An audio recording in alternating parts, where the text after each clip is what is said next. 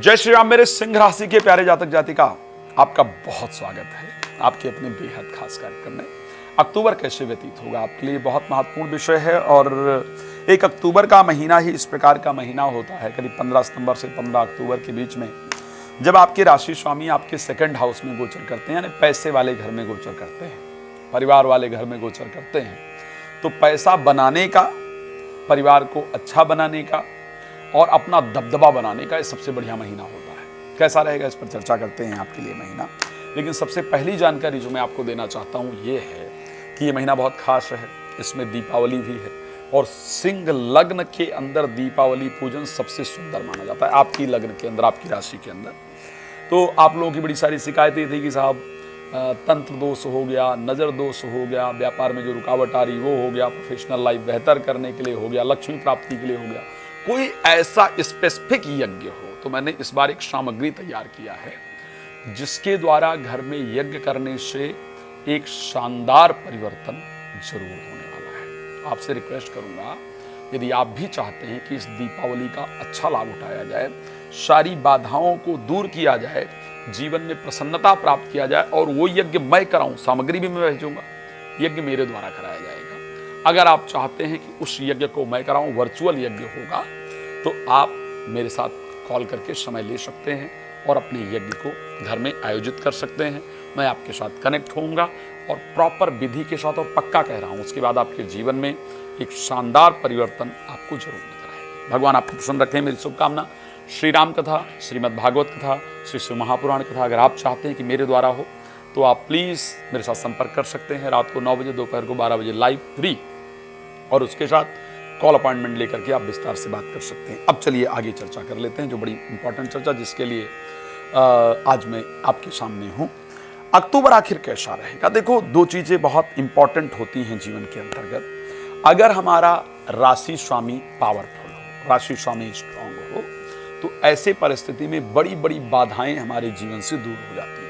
मैं आपके बारे में एक चीज बहुत स्पष्टता से जानता हूं, क्योंकि आपके राशि में केतु गोचर कर रहे हैं। केतु के गोचर करने के कारण एक तो आपके स्वभाव में आप कुछ दिनों से महसूस कर भी रहे होंगे, पक्का बता रहा हूं, कर भी रहे होंगे, कर भी रही होंगी, बड़ा अजीब बदलाव आया है। बहुत क्रोध आना उत्पन्न हो गया है, एंजाइटी बहुत रहती है, लोगों से मोह सा भंग हो गया है। मतलब लगता है कि कोई संसार में अपना है नहीं, मतलब कोई सपोर्ट नहीं कर रहा है, अकेले जीवन व्यतीत कर रहे हैं, ऐसा करके आपको महसूस हो रहा, पक्का बता रहा हूं। और ये वीडियो देखते वक्त भी आपको यही महसूस हो रहा है, ये भी पक्का कह रहा हूं मैं। दूसरी चीज क्या हो गई कि जो आप हैं एक्चुअल में, वो लोग समझ नहीं रहे हैं। इस टाइम पर लोग आपको ब्लेम कर रहे हैं, आप पर झूठा आरोप लगाने का प्रयास कर रहे हैं, आपको झूठा साबित करने का प्रयास किया जा रहा है। जो आप हैं नहीं, वो आपके प्रति आपको साबित करने का प्रयास किया जा रहा है। तो ये चीजें तो आपके साथ हो रही हैं, क्योंकि केतु आपकी राशि में गोचर कर रहे हैं। लेकिन इस समय क्या अच्छा है? क्या अक्टूबर में भी यही सब कंटिन्यू रहेगा या कुछ परिवर्तन हो सकता है? तो अगर मैं एक चीज को लेकर के बात करूं, सबसे पहली बात प्रोफेशनल लाइफ को लेकर के, क्योंकि आपके सेकंड हाउस के जो स्वामी शुक्र है ना, 9 तारीख तक गोचर कर रहे हैं आपकी राशि के अंदर। 10th हाउस के जो स्वामी हैं, 10th हाउस जीवन का कार्य क्षेत्र है। तो कार्य क्षेत्र को लेकर के 9 तारीख तक कुछ इंपॉर्टेंट चीजें आपके साथ घटित होने वाली हैं।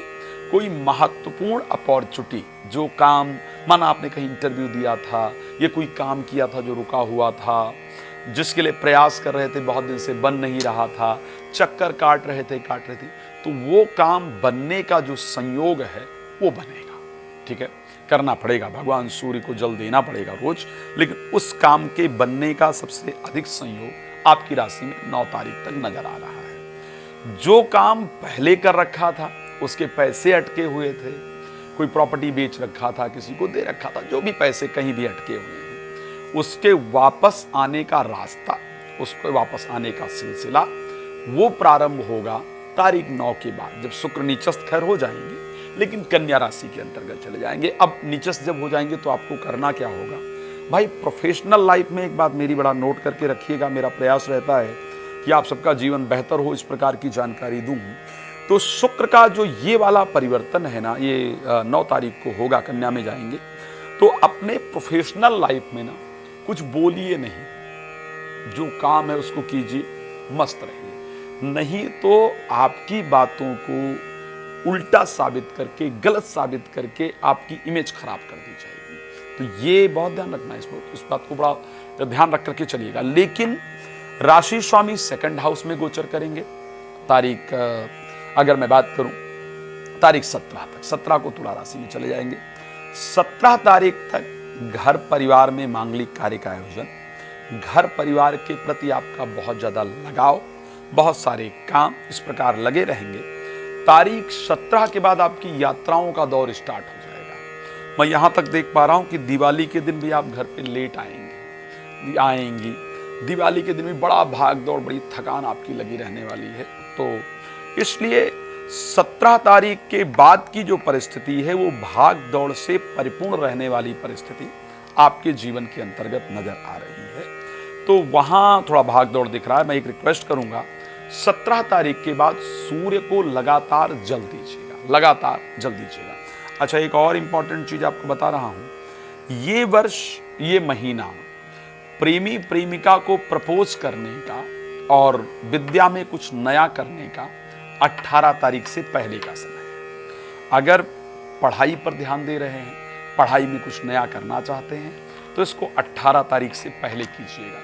प्रेमी प्रेमिका को प्रपोज इत्यादि करना है, या जो मामले चल रहे हैं उसको ठीक करना है, या बच्चों से रिलेटेड कोई इंपॉर्टेंट काम करना है, तो 18 तारीख से पहले कीजिएगा। उसका फल बड़ा अच्छा मिलेगा। लेकिन 18 तारीख के बाद उसका फल ठीक नहीं होगा। हाँ, एक चीज के लिए बड़ा अच्छा होगा कि यदि विदेश जाना चाहते हैं पढ़ने के लिए, तो 18 तारीख के बाद जाइए। मैं जनरली बच्चों को बता रहा हूँ, माँ बाप को, कि अगर आपके बच्चे की राशि कर्क है ना, आपकी राशि सिंह है, तो आपका बेटा बेटी 18 तारीख के बाद दूर जाएंगे आपसे। वो कहीं और जाएं, पढ़ने, रहने, कुछ भी करने, लेकिन वो दूर जाएंगे। इस प्रकार की परिस्थिति। अब देखो, मैं जानता हूं कि आपको बहुत कुछ जानना है, आपको लग रहा है आचार्य जी और लंबा बताएं, लेकिन क्या करूं, समय कम होता है और सोशल मीडिया पे कहती है छोटे वीडियो बनाओ। तो ऐसे कंडीशन में अभी मैं अपने शब्द को विराम दूंगा, लेकिन आपके सामने नंबर फ्लैश किए जा रहे हैं। एक कॉल दूर हूं मैं आपसे, आप मुझे कॉल करके बात कर सकते हैं। रात को 9 बजे, दोपहर को 12 बजे लाइव जुड़ सकते हैं, और राम कथा, भागवत कथा, शिव महापुराण कथा, ये सब तो मुझसे करवा ही सकते हैं आप। साथ में दीपावली के पूजन में इस बार जरूर जुड़िएगा, आपको बहुत फायदा होने वाला है। भगवान आपको पसंद रखें, इसी शुभकामना के साथ जय श्री राम। बहुत धन्यवाद।